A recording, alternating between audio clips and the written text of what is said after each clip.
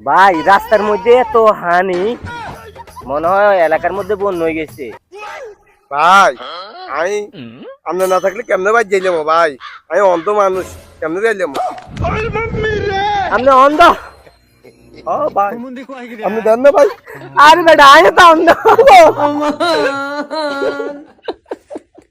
ওরা কেন?